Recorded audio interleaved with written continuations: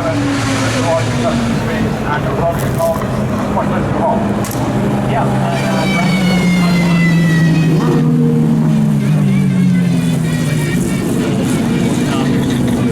On top of that, 50th anniversary of Apollo 11.